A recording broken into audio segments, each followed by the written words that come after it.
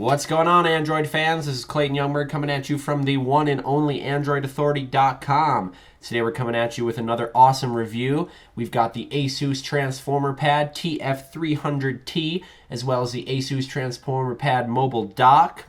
Now, the TF300T tablet is coming in around $399, and the mobile dock is coming in at $150. So paired together, you've got a really good experience. This almost turns the tablet into a netbook-like device, and it can actually outperform most netbooks due to its hardware.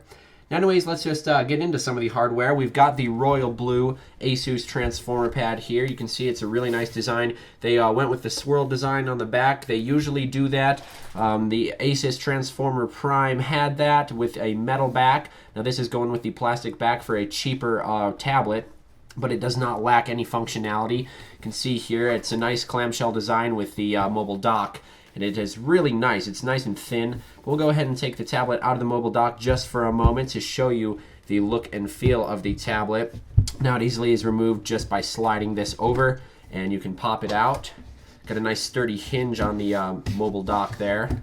But anyways, checking out the Asus Transformer Pad here, we do have a nice thin profile. It's 9.9 millimeters thick. Now, that's pretty much industry standard. This is a basic tablet thinness.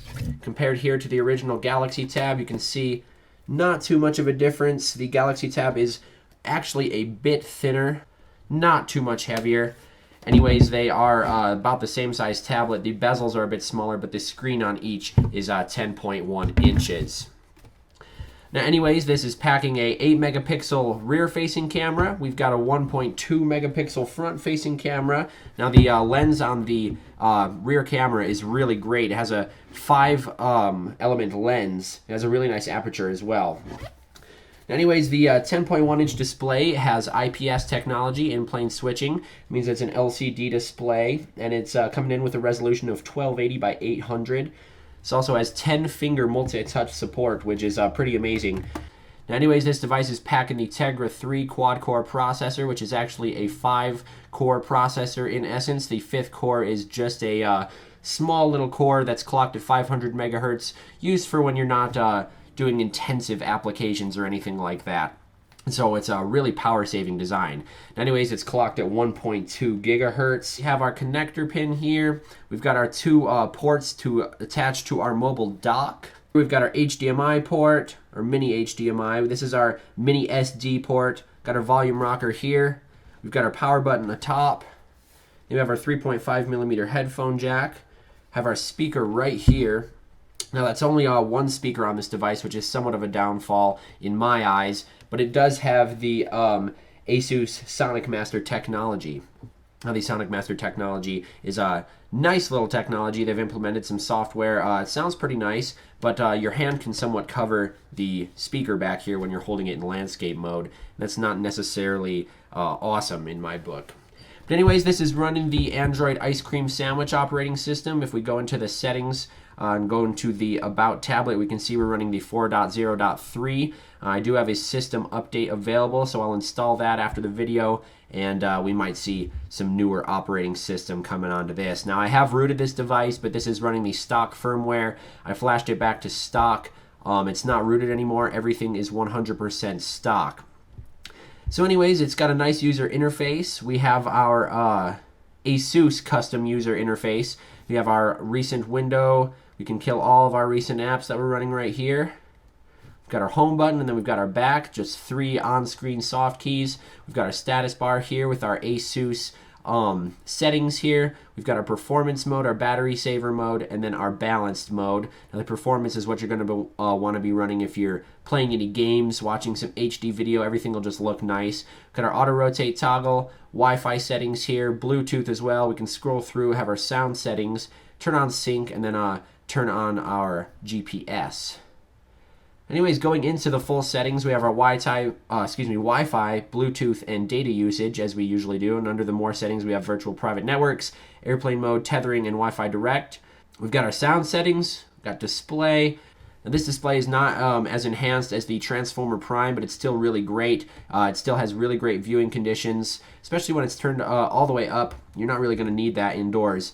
but I always find IPS displays to be pretty reflective. So going down through our settings menu, we've got our Asus customized settings. We can choose which button is actually programmed to take a screenshot. We can choose the screenshot file format, our performance mode like was accessible from the status bar. We have our quick settings in our notification panel. We have our system bar lock. We have our mouse and touchpad settings for when we're connected to our mobile dock. We also have our battery saving features. Anyways, we just got our regular ice cream sandwich features here.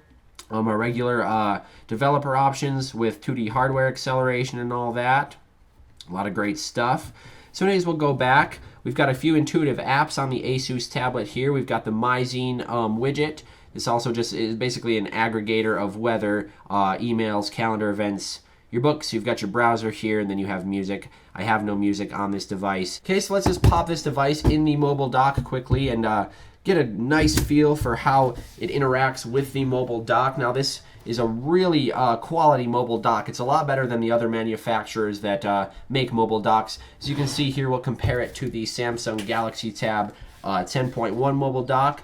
The Galaxy Tab, you cannot actually fold it up. It's not going to be a nice clamshell design like a netbook, and it does not have support for the newer Galaxy Tab models. But it does have raised keys, much like the mobile dock for the Asus. We have our keys coming out of the body here. That's always quality. We have all of our different shortcuts. We've got home here. We've got our search as well. We can go back with the top left button. Control our Wi-Fi and Bluetooth from here, as well as disable our mouse pad and our little clickable dock there. We have our brightness settings. We can go to our camera, browser, regular settings. Just everything is accessible right from this keyboard. So anyways, once we are plugged in and using our little touchpad here, we do have the on-screen mouse. And the on-screen mouse has some intuitive gesture support, much like most laptops. If you use two fingers, you can long press and hold an item. You can also move it around and stuff like that. Now also, if you use two finger gestures, you can go right and left fairly easily. Now that's also in applications that works. So if we're in the Play Store, we'll just let that load up. We can scroll up and down by simply using two finger gestures.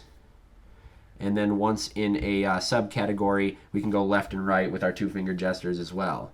So it's a really intuitive application. You can simply click, and then you can also double click or hold, the same as touching and holding by using two fingers. Dock does add the extra battery life, as I said, an extra 15 hours if you have it fully charged. As you see, our Asus pad is at 92%, and then we would have our keyboard percentage right there. Now that's one of the intuitive apps, widgets actually from Asus. We have all sorts of different widgets here. We've got our task manager. We'll bring that out and actually set that on our other screen here. And like I recently said, the MyZine application. We've got our battery manager here. Our Asus weather just looks really nice. So do our emails. And then we have all our usual Google widgets there as well.